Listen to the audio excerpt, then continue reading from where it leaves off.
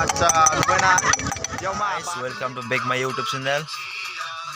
नोंथांमोना आंनि बे बर' एजुकेशन YouTube चेनेलखौ साबस्क्राइब खालामाखैबा साबस्क्राइब खालामदो अन्नानै आंनि बे भिडिअखौ दिनैनि हैप्पी निउ इयारनि 2021 जानुवारि 1 जानुवारि बिनि पिकनिक जानायखौ नोंथांमोना मोजां मोननानै जुदि नायनानै मोजां मोनदोंब्ला लाइक आरो कमेन्ट साबस्क्राइब खालामदो लोगोफोर।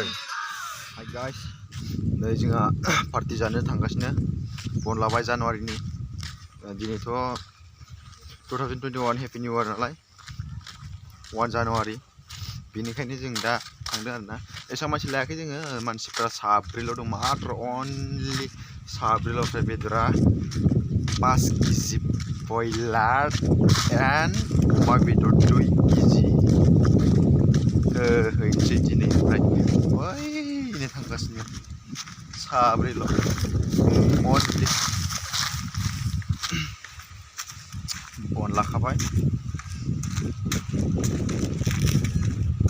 मालाबारियाव लागायनोसै। Happy new year guys.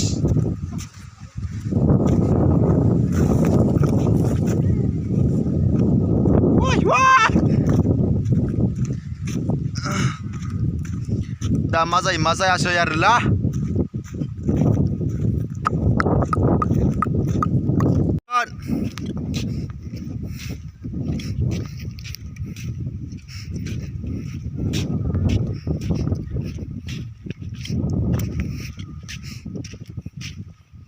बेदरखौ नायावनो गोदादोंमोन नै जों साइडजों सिङाव।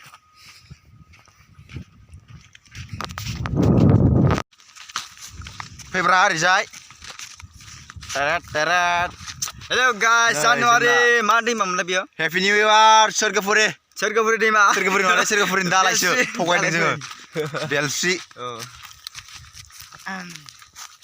मनायाव लाखाजोब्बाय सब मालखौनो। सिगाङाव दंबावो सानै बे लोंग्रा गोजा आरो सिगाङाव साब्रै थांगासिनो बेबायदि कार्टन दङ बेयाव कार्टन। मालायफ्रा जि बुरजा बुरजा पार्टि लानानै जायो मानसिफोर लाना जायो जोंहा अनलि साब्रैल' मालायफ्रा हनै दैमा जिङाव लासिं जोंहा साब्रैजोंनो जायोलै एसेबां मानसिबाबो नांलाय खमलाय जायो नङा होमबा बेनिखायनो जों बारा मानसि लायाखै।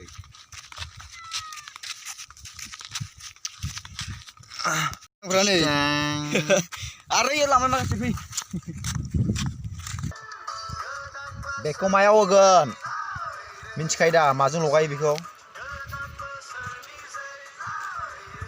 गोजायाव होगोन बेखौ गोजायाव। दिनैसो दे गोदान बोसोरावसो बिदि लायो नङाबाथ' नों लाया। अरदाब बानायगासिनो अरदाब।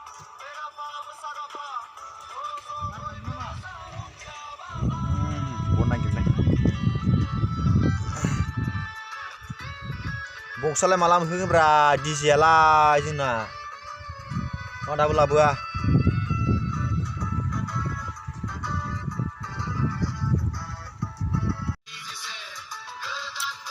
अन्नानै प्लिज साबस्क्राइब एन्ड लाइक खालामदो। कमेन्टआव हर लोगोफोर माबायदि नुदों। हनै दंजोबो गासिबो अनलि साब्रैल' दे जोङो साब्रैल' बारा मानसि लाजाया। बेदरा खोरो लागाव नै बे पारलासे बयलार बेदर आरो अमा बेदर 2 केजि दं लाबोगासिनो।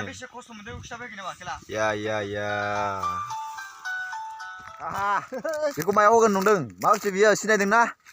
लाइ बेयो लाइ बेदराव होगोन जों बेदराव एकदम ओरैबायदि टेस्टि कट जागोन ना नोंथांमोना जाबा जिबायदि इन्टारेस्ट मोनगोन।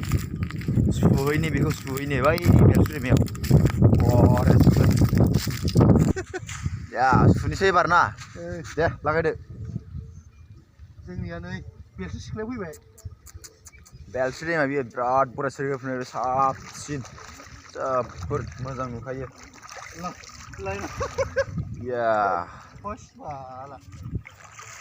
गाइस जों गामिनिनो जोंनि खाथियाव माने पिकनिक जाफैदों बेवहाय आं थांना नायनो माबायदि सोलिदों बेयाव थांनो नागिरदों आरोना आं नायना फैनोसै एसे माबायदि जादों मा जायाखै बिसोर माने जागासिनो जाबायानो दां जागासिनो आरोना ओमफ्राय बेयावहाय आं नायहैनो माबायदि जादों माबायदि जादों माबायदि लोंदों बेखौ नायनो नोंथांमोना नायलांबाय थाबाय जाबाय आरोना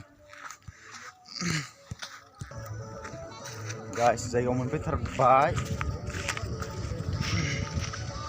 नायनोसै मा बेदर संदों माबायदि सोलिदों मा बेदर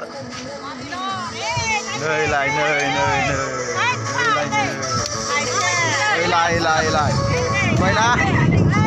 नुबायना माबायदि नुखो माला लावला मोनसे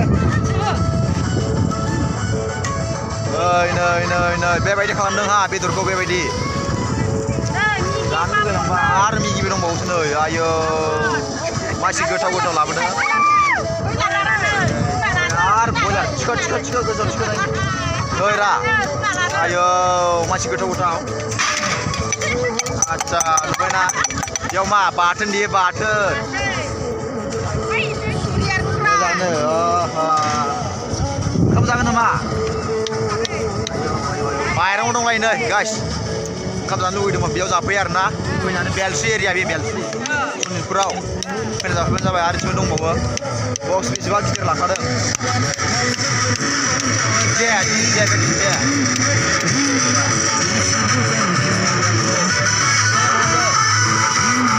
मेकार बक्स दामग्रा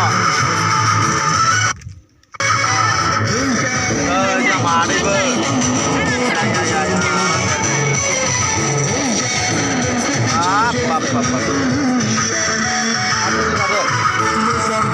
जोंनाथ' गैया दे साब्रैल' अनलि अब्लाबो बिराद बुरजा माल दं जोंनाबो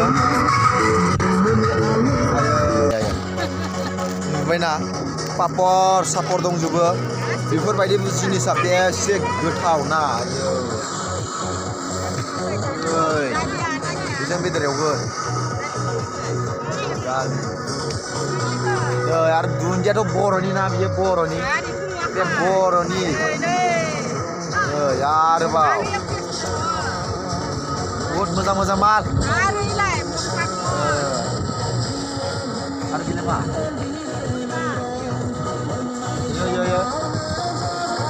आयौ नैबेखौ मा होनो बर'नि दे बेयो मा होनोमोन बर' मिडियाम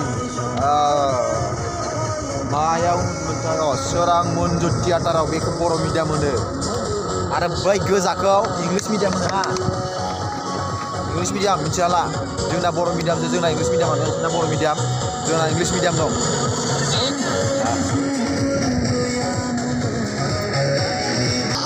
बिराद सान्दुंखा अन्थाइबारि एकदम जोबोद समायना नुखायो बिराद बरिया ना जोंनि बेलस्रिनि आरोना बे बेलस्रि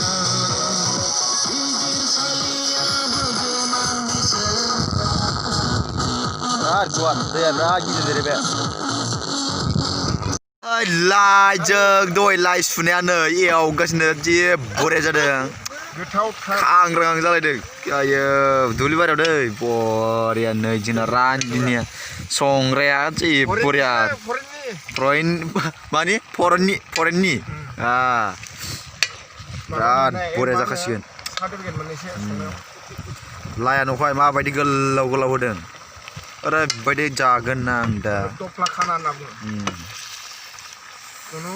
उदैनि कमप्लेन गैया बियो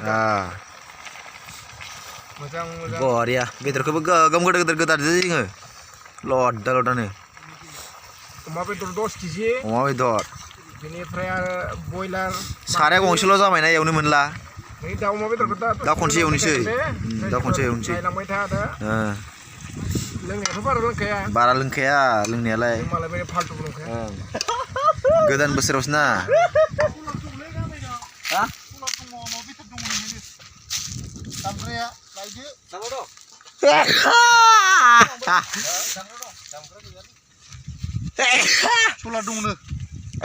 बेदरा एवनो जागोन नोंलाय मा सिरि दिनैलाय काउन्टार